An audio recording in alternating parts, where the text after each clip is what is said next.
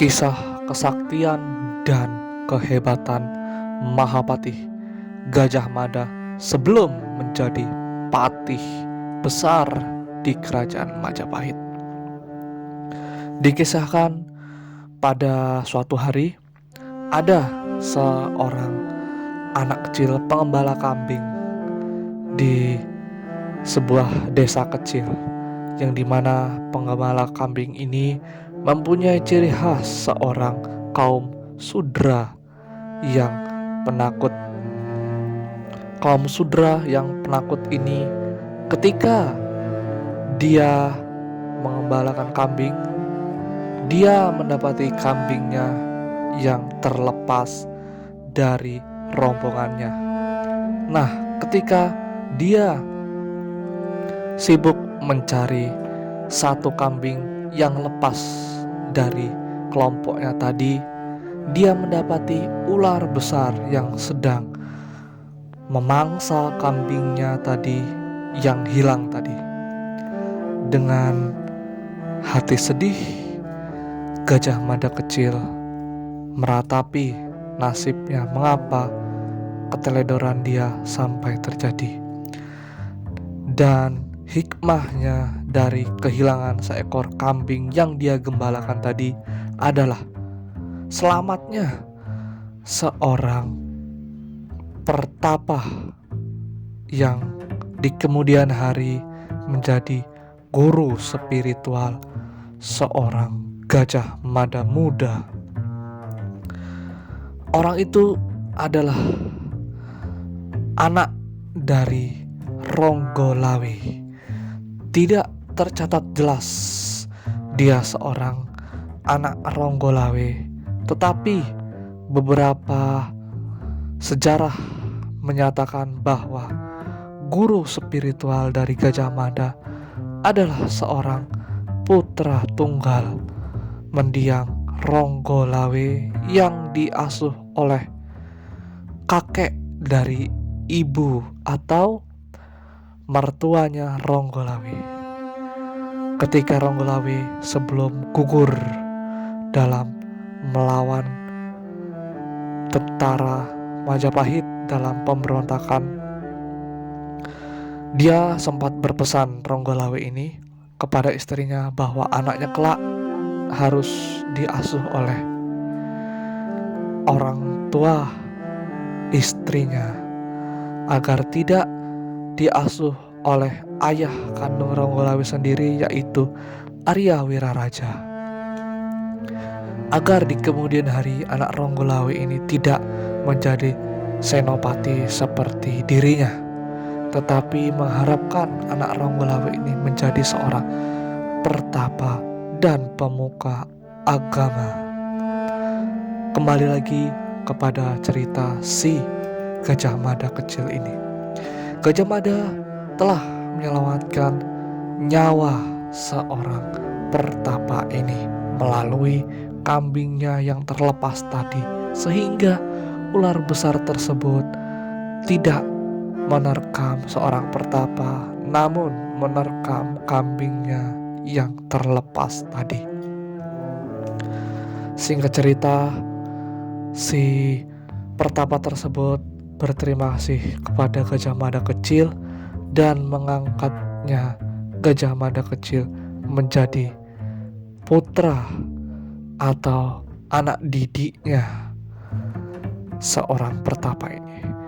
Di kemudian hari, Gajah Mada mengembalikan kambing-kambing gembalaannya tadi kepada tuan pemiliknya, sehingga Gajah Mada terlepas dari pekerjaannya dan menjadi seorang pengembara. Dengan terus belajar dari seorang pertapa tadi, Gajah Mada lebih cakap dalam mengolah tubuh, spiritual, dan kanuragan. Gajah Mada tumbuh besar dan menjadi seorang kesatria atau pendekar di lingkup desa yang masih dikatakan lingkup sangat kecil. Dengan demikian, Gajah Mada mulai dikenal dan mulai dicintai oleh rakyat desa. Setelah dia merasa bahwa ilmu dan keahliannya banyak meningkat dan bertumbuh, dia mulai mengabdikan diri di kerajaan Majapahit. Kerajaan Majapahit pada masa itu sedang kemelut dengan konflik-konflik karena telah dipilihnya raja baru, seorang raja muda bernama Jayanegara. Setelah wafatnya ayahanda Prabu Kertarajasa Jayawardana, Prabu Jayanegara diangkat otomatis oleh para pandita dan pemuka agama sebagai raja baru. Nah, pengangkatan Jayanegara ini banyak menimbulkan konflik dikarenakan Jayanegara masih sangat muda dan Gajah Mada ini mengabdi bertepatan di tahun sulitnya Majapahit. Majapahit banyak melalui konflik internal yang terus bersambung dari konflik dan pemberontakan. Gajah Mada ini mengabdi sepenuhnya menjadi pasukan Bayangkara Raja, yaitu pasukan yang setia menjaga ring satu istana. Gajah Mada sewaktu menjadi Bayangkara Raja, dia bertanggung jawab penuh atas keselamatan keluarga kerajaan dan keamanan istana. Ketika terjadi pemberontakan Ralasem dan Rasemi, Gajah Mada ada jauh di lingkaran kemelut tersebut. Gajah Mada bertugas di Kedaton Majapahit. Lalu hadir lagi pemberontakan Empu Nambi. Sebelumnya Empu Nambi telah dulu memberontak, tetapi Gajah Mada tetap bersikap seorang kesatria pengawal kerajaan.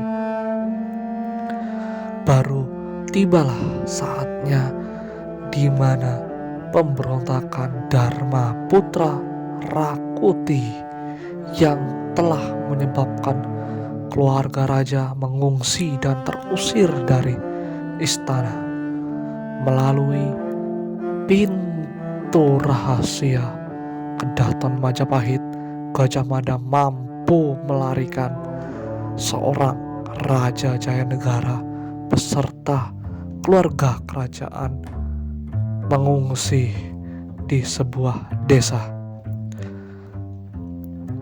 Dalam perjalanannya, seorang Gajah Mada sangat hati-hati dalam merahasiakan tempat persembunyian raja. Ada di mana suatu ketika para prajurit yang hanya segelintir orang menjaga tempat persembunyian seorang Raja Jayanegara, ada seorang yang ingin pulang ke Kutaraja, tetapi dengan tegas Gajah Mada menolak dan melarangnya. Tidak ada satu orang pun dari persembunyian kita ini yang pulang ke Kutaraja.